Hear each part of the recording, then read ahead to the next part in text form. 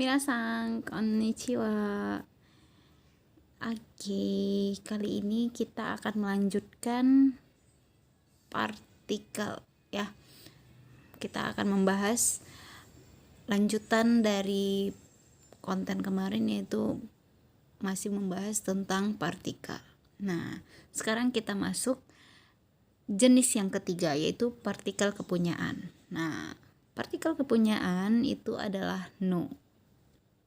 Partikel no itu menandai kepunyaan. Nah, digunakan pada kata benda untuk menjelaskan kata benda lain.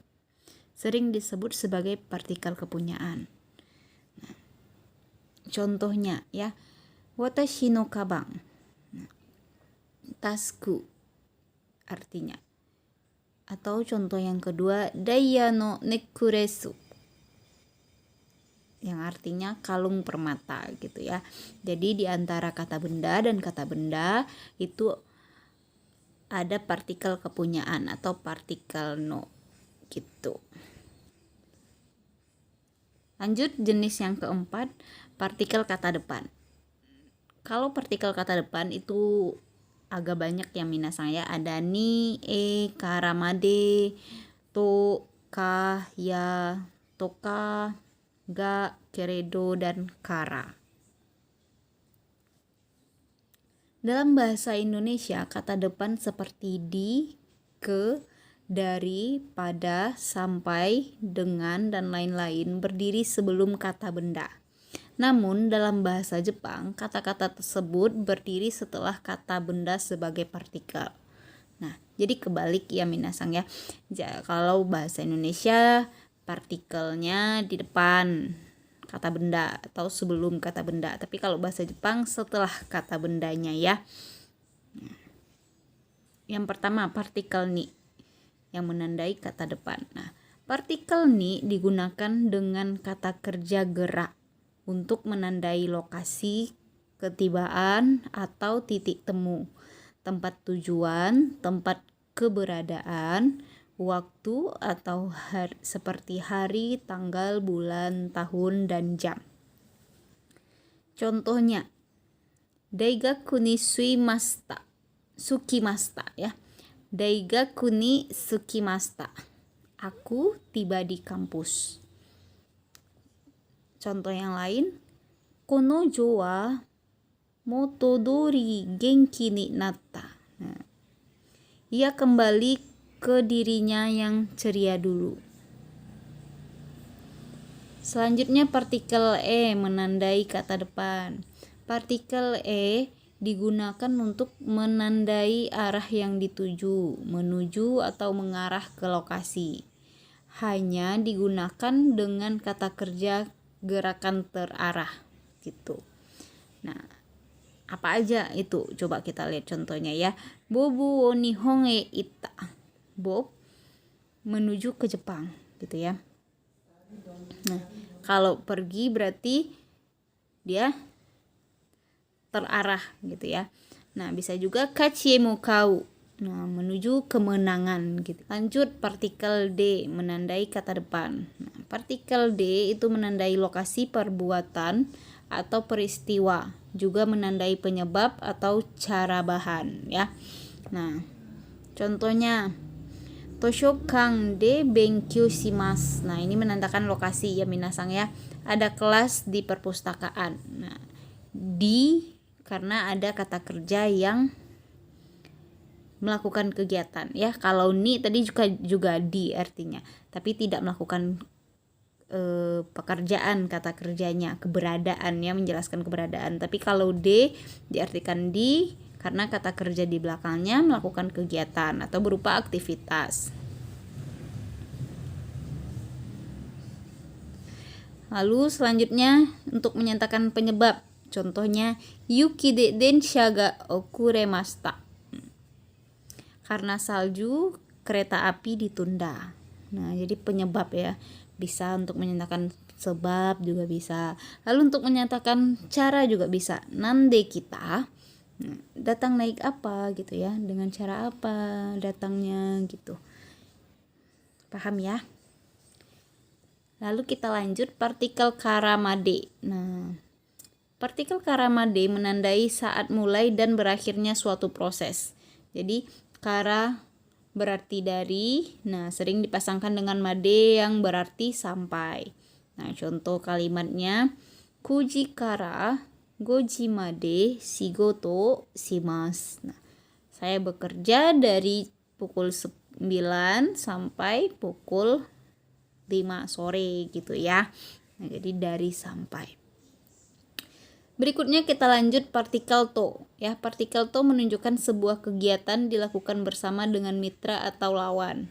Nah, contoh kalimatnya tomodachi to hana shimashita. Nah, berbicara dengan teman gitu ya. To dengan ya.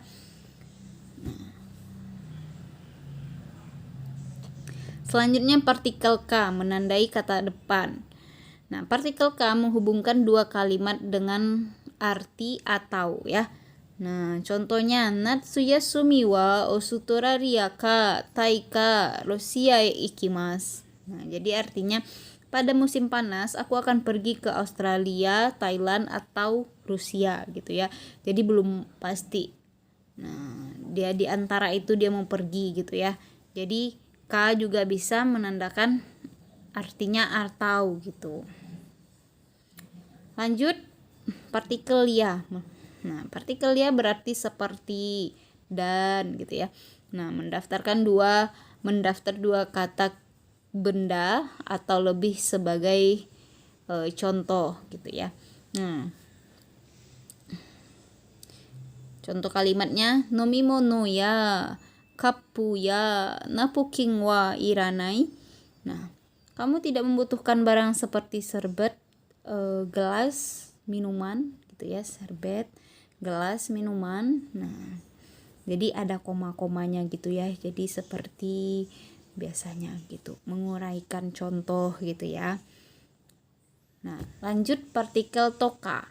Partikel toka mendaftar dua kata benda atau lebih. Nah, kalau toka lebih ya.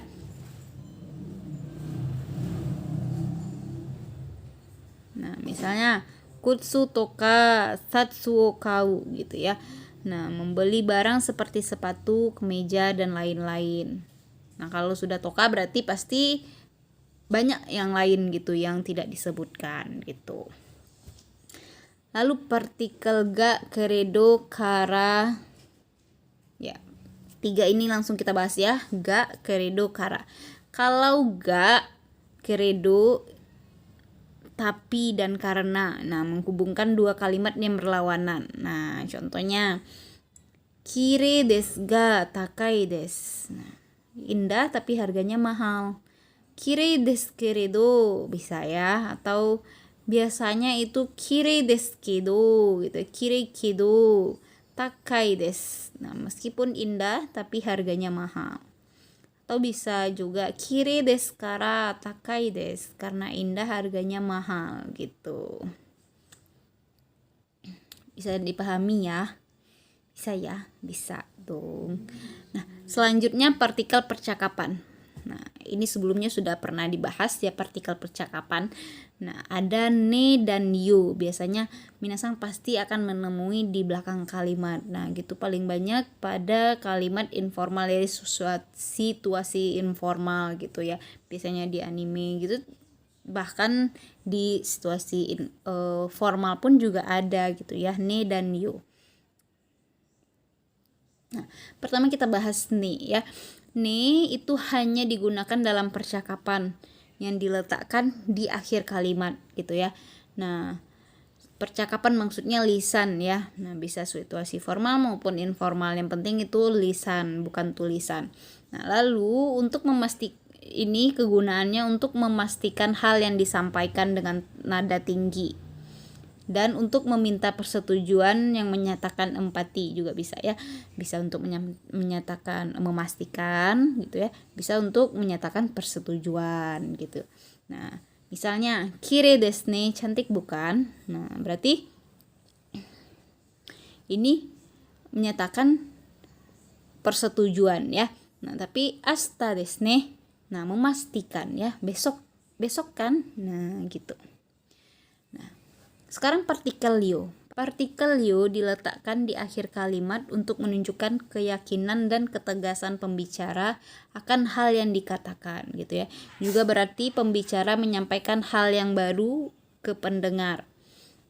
Jadi yo itu bisa digunakan untuk meyakinkan atau ketegasan gitu ya. Lalu untuk menyampaikan informasi yang baru gitu ya. Ini yang baru yang pembicara mengira kalau lawan bicaranya belum tahu informasi tersebut gitu. Contohnya dalam percakapan, demo, asta ame ga furu yo. Nah, ya, tapi besok hujan turun. Nah, gitu. Jadi maknanya di sini si pembicara misalnya sudah mendengar berita cuaca gitu ya di televisi dan dia menganggap bahwa lawan bicara atau temannya belum tahu gitu. Lalu antara ne dan yone gitu ya, antara ne dan yo gitu. Ada lagi partikel yone gitu ya. Nah, partikel yo dan ne bisa digunakan bersamaan untuk membuat penegasan sekaligus mencari persetujuan ya. Jadi ada penegasan di sana dan persetujuan. Nah, contoh kalimatnya Bobu wa sakana ga suki nanda yo ne. Nah, Bobu suka ikan, bener kan? Gitu ya. Jadi ada penegasan dan ada persetujuan gitu. Gimana minasang? Wakarimashita ka? Bisa ya? Nah, itu partikel dan kegunaannya. Semoga minasang bisa paham. Dan kalau ada yang mau ditanyakan silakan tulis di kolom komentar ya. Ciao mata.